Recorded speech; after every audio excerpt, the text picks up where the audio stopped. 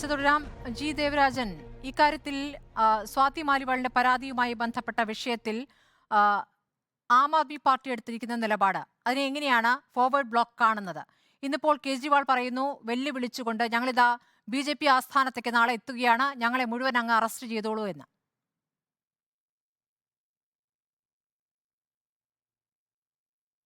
അല്ല സ്മൃതി, എനിക്ക് മനസ്സിലാകുന്നില്ല. നമ്മൾ ഇത്രയും വിഷയദാരിദ്ര്യം ഉണ്ടോ ഇപ്പോൾ കേരളത്തിലും ഇന്ത്യയിലും? അത്രയ്ക്ക് ചർച്ച ചെയ്യേണ്ട ഒരു വിഷയമാണോ ഇത്?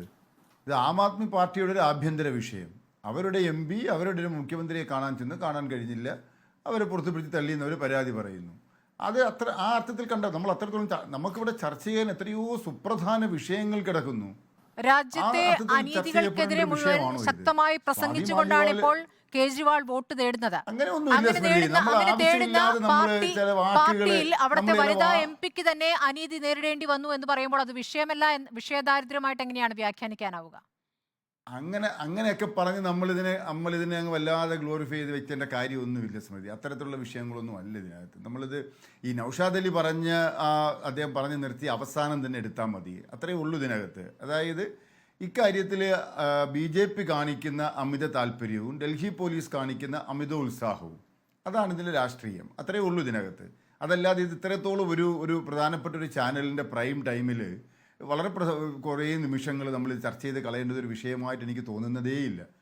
അതോടൊപ്പം തന്നെ ഈ രാഷ്ട്രീയ പാർട്ടികളുടെ ഓഫീസുകളിലേക്ക് മാർച്ച് നടത്തുക എന്ന് പറയുന്ന ഒരു നടപടി, അതിനോട് നമുക്ക് യോജിക്കാൻ കഴിയുന്നില്ല. അതിപ്പോൾ നമ്മുടെ കൂടെ നിൽക്കുന്നവരായാലും ശരി, നമ്മുടെ എതിർഭാഗത്ത് നിൽക്കുന്നവരായാലും ശരി, അതിനോട് നമുക്ക് യോജിക്കാൻ കഴിയില്ല. വ്യക്തിപരമായിട്ടായാലും ശരി, രാഷ്ട്രീയമായിട്ടായാലും എനിക്ക് അതിനോട് യോജിക്കാൻ കഴിയുന്ന കാര്യമല്ല. എന്നാൽ അതേസമയം ഈ നമ്മൾ ചർച്ച ചെയ്യപ്പെടേണ്ട പ്രധാനപ്പെട്ട വിഷയങ്ങളുണ്ട്. അത് നമ്മുടെ രാജ്യത്ത് നടക്കുന്നൊരു തെരഞ്ഞെടുപ്പ്. ആ തെരഞ്ഞെടുപ്പ് നീതിപൂർവമായിട്ടാണോ നടക്കുന്നത്, അതെങ്കിൽ നടത്തുന്നത്? ഇവിടെ നമ്മുടെ റെഫറിയുടെ റോൾ എന്താണ്? ഒരു തെരഞ്ഞെടുപ്പ് നടക്കുമ്പോൾ സംസ്ഥാനത്തിലൊരു മുഖ്യമന്ത്രിയെ തെരഞ്ഞെടുപ്പ് പ്രഖ്യാപിച്ചതിന് ശേഷം അറസ്റ്റ് ചെയ്യുക, 2 മുഖ്യമന്ത്രിമാരെ അറസ്റ്റ് ചെയ്ത് ജയിലിലിട്ടതിന് ശേഷം തെരഞ്ഞെടുപ്പ് നടത്തുക. അതുപോലെ തന്നെ നമ്മുടെ രാജ്യത്തിൻ്റെ പ്രധാനമന്ത്രിയും BJP നേതാക്കന്മാരും ഒക്കെ തന്നെ രാജ്യമാസകലം നമ്മുടെ രാജ്യത്ത് നിലനിൽക്കുന്ന പെരുമാറ്റച്ചട്ടം ലംഘിച്ചുകൊണ്ട് പ്രസംഗിച്ചുകൊണ്ടേയിരിക്കുക. അതേസമയം മറ്റുള്ളവരാരെങ്കിലും സംസാരിച്ചാൽ അവരെ കഴുത്തിന് ക്ലിപ്പിടുക. അങ്ങനെയുള്ള എത്രയെത്ര വിഷയങ്ങൾ ഇവിടെയുണ്ട്. നമ്മളൊക്കെ ഈ ആവർത്തിച്ച് പറയുന്ന ഫ്രീ ആൻഡ് ഫെയർ ഇലക്ഷൻ എന്ന് പറയുന്നതാണോ ഇവിടെ നടക്കുന്നത്? ഒരു ചാനലിൻ്റെ ഏറ്റവും പ്രധാനപ്പെട്ട ദൗത്യം, ഉത്തരവാദിത്തങ്ങളൊന്നും അതല്ലേ? അങ്ങനെ നടക്കുന്നുണ്ടോ ഇല്ലയോ എന്ന് പൊതുജനങ്ങൾ അറിയിക്കുക എന്നുള്ളതാണ്. അല്ലാതെ ഏതെങ്കിലും ഒരു പാർട്ടിയുടെ ആഭ്യന്തര വിഷയത്തിൽ എന്തെങ്കിലും കാര്യങ്ങൾ നമ്മൾ തട്ടിത്തടഞ്ഞ് ചർച്ച ചെയ്ത് പോകുന്ന കാര്യമാണ് പോകുന്നതേയില്ല. തെരഞ്ഞെടുപ്പുമായി ബന്ധപ്പെട്ട മറ്റു വിഷയങ്ങളൊന്നും ചർച്ച ചെയ്തില്ല എന്ന് താങ്കൾ വ്യാഖ്യാനിക്കരുത്. എല്ലാ ദിവസവും അത് തന്നെയാണ് ചർച്ച ചെയ്യുന്നത്. ഇന്നിപ്പോൾ ഉയർന്നു വരുന്ന വാർത്ത തന്നെയാണ് ആം ആദ്മി പാർട്ടിയിലെ ഒരു വനിതാ നിങ്ങൾ ചർച്ച ചെയ്തിട്ടുണ്ട്. നിങ്ങൾ കേരളത്തിലെ എല്ലാ ചാനലുകളും അല്ലെങ്കിൽ നമ്മൾ ഇന്ത്യയിലെ ചാനലുകളൊക്കെ ചർച്ച ചെയ്യുന്നതാണിത്, ഇല്ലെന്നൊന്നും എനിക്ക് അഭിപ്രായമില്ല. പക്ഷെ എൻ്റെ അഭിപ്രായത്തിൽ പേർത്തും ചർച്ച ചെയ്യപ്പെടേണ്ട വിഷയങ്ങൾ ഓരോ ദിവസവും ഉണ്ടാവുന്നുണ്ട്. അത് അത്തരത്തിലൊരു വിഷയമായിട്ട് ഇതിനെ കാണരുത്. നിങ്ങൾ ചർച്ചയിലേക്ക് കൊണ്ടുവരൂ. അരവിന്ദ് കെജ്രിവാളിനെ വെല്ലുവിളിക്കുക കൊണ്ടാണല്ലോ നമ്മൾ ഇത് ചർച്ച ചെയ്യുന്നത്. ആം ആദ്മി പാർട്ടിയെ ആ തരത്തിൽ ഇല്ലാതാക്കാൻ BJP ശ്രമിക്കുന്നു എന്നുള്ളതാണ് കേജ്രിവാളിന്റെ ആരോപണം. അതിൽ ഏറ്റവും അവസാനത്തെ ഉദാഹരണമായിട്ടാണ് ഇപ്പോൾ വിഭവ് കുമാറിന്റെ അറസ്റ്റിനെയും അദ്ദേഹം ആം ആദ്മി പാർട്ടിയെ മാത്രമാണോ? BJPയുടെ മുദ്രാവാക്യം എന്താണ് സ്മൃതി? BJPയുടെ മുദ്രാവാക്യം എന്താ? കോൺഗ്രസ് മുക്ത ഭാരതം. കോൺഗ്രസ് എന്ന് പറയുന്ന ഒരു മഹാപ്രസ്ഥാനത്തെ ഇല്ലാതാക്കാൻ ശ്രമിക്കുന്നു എന്നുള്ളത് പരാതി നിലനിൽക്കുന്നില്ലേ? അങ്ങനെ അഭിപ്രായമില്ലേ? അവരത് ശ്രമിക്കുന്നില്ലേ? അതിനെതിരെ നമ്മൾ പറയുന്നില്ലേ? അതുപോലെ അത് നടന്നുകൊണ്ടിരിക്കുന്ന കാര്യമാണ്. മാത്രവുമല്ല, ഒരു രാജ്യം, ഒരു ഭാഷ, ഒരു മതം, ഒരു നേതാവ് എന്ന അർത്ഥത്തിലേക്ക് പോകുന്ന ഏകാധിപത്യത്തിലേക്ക് രാജ്യം പോയിക്കൊണ്ടിരിക്കുകയാണ്. അതുകൊണ്ട് വേറെ പാർട്ടികളൊന്നും ഇവിടെ പ്രവർത്തിക്കാൻ സമ്മതിക്കില്ല എന്നുള്ളത് നമുക്കറിയാവുന്ന കാര്യമാണ്. അതുകൊണ്ട് ആ അർത്ഥത്തിൽ പേർത്തും ചർച്ച ചെയ്യപ്പെടേണ്ട നിരവധി വിഷയങ്ങളുണ്ട്. നിങ്ങൾ ചർച്ച ചെയ്തില്ലെന്നോ ചർച്ച ചെയ്യാൻ നിങ്ങൾ ശ്രമിക്കുന്നില്ലെന്നോ എന്ന പരാതിയൊന്നും എനിക്കില്ല.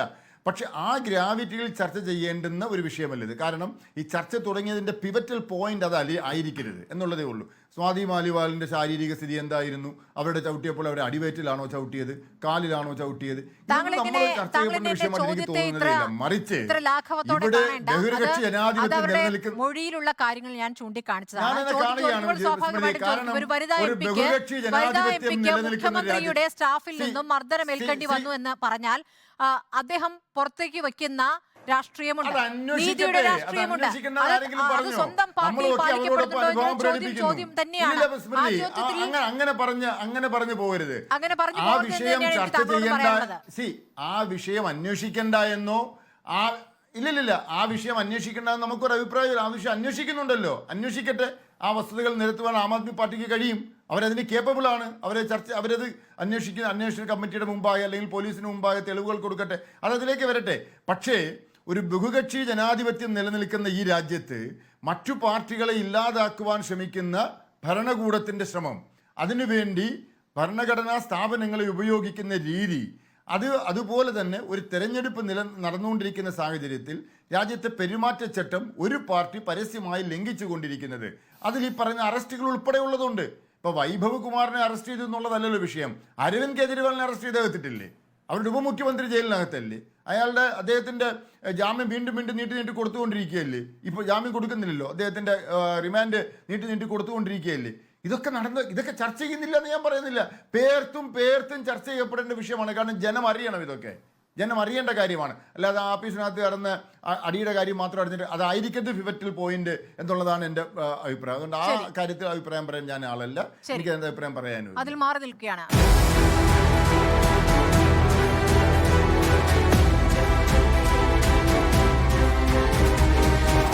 ഡിബേറ്റ് വിത്ത് സ്മൃതി പരുത്തിക്കാട്.